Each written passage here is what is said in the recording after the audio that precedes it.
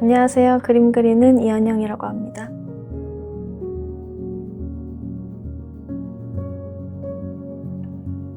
그 질문을 받고 한참을 고민해봤던 것 같아요. 제가 언제부터 그림책 작가라는 꿈을 꾸게 되었지? 근데 아무리 생각을 해봐도 어떤 계기로 인해서 작가라는 꿈을 꾸게 된 것 같지는 않더라고요. 그만큼 저한테는 그림을 그리거나 글을 쓰는 일이 굉장히 자연스러운 일이었던 것 같아요. 아주 어렸을 때부터 저희 집에는 책들이 굉장히 많았어요. 작가이신 어머님의 영향으로 인해서 책장에 굉장히 다양한 책들이 꽂혀 있었는데 특히 그림책과 이야기책을 읽는 것을 좋아했어요.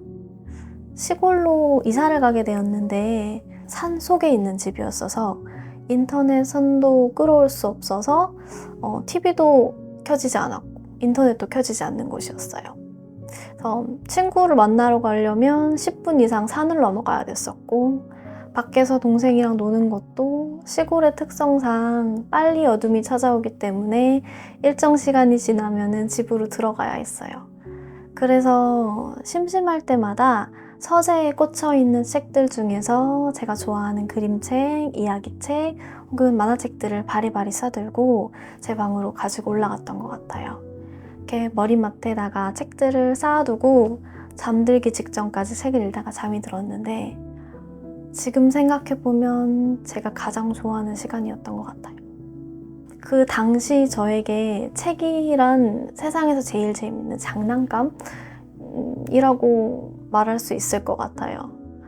그래서 언제부터 그림책 작가라는 꿈을 꾸게 되었는가 라는 질문을 들었을 때 어떤 계기가 있어서 꿈을 꾸게 되었기보다는 언제부턴가 그림을 그리거나 글을 쓰는 일을 해야겠다라고 자연스럽게 생각해왔던 것 같습니다.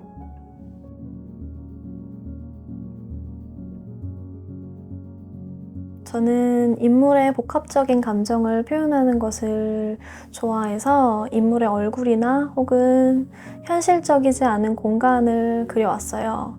그 중에서 노인의 얼굴을 통해서 죽음과 살아있음에 대한 작업을 진행하기도 했고 또 꿈에 대한 이미지를 그리기도 했었습니다. 네, 그 중에서는 아코디언 형식의 책을 만든 적이 있는데 양옆으로 펼쳐지는 공간을 표현하는 것에 관심이 있어서 학교 졸업작품으로 더 웨이라는 아코디언 북을 만든 적이 있어요.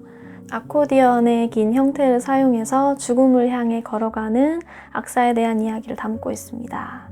악사가 여정을 떠나는 동안 살아가면서 쌓이는 인연들과 물질들이 한순간 부서지면서 끝이 나는 우리의 삶에 대해서 이야기하고 있는 책입니다.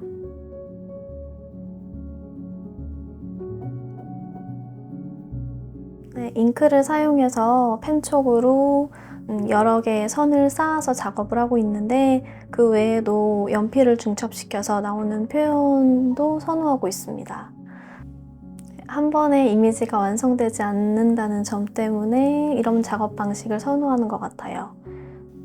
네, 종이와 달라붙어 있는 그 시간 자체가 저한테는 명상처럼 느껴질 때가 있는데 결과를 위한 작업이 아니라 작업 자체를 위한 작업이 되기 때문에 이런 방식을 선호하고 있는 것 같습니다.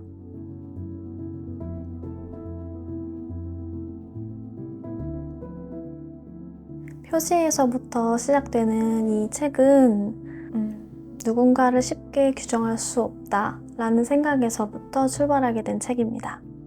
표지의 얼굴을 열면 한 노인의 인생이 조각난 이미지로 펼쳐져 있습니다.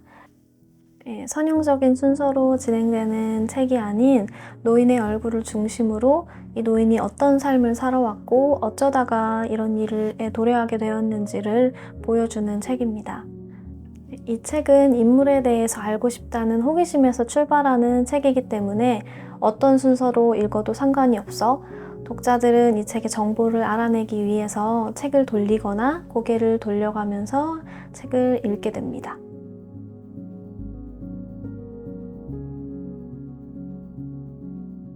커다란 이미지에 다양한 이야기를 담는 것에 관심이 생겨서 히에로니무스 보스의 그림처럼 커다란 이미지에 다양한 인물들이 가지고 있는 이야기를 담는 큰 작업을 한번 해보고 싶습니다.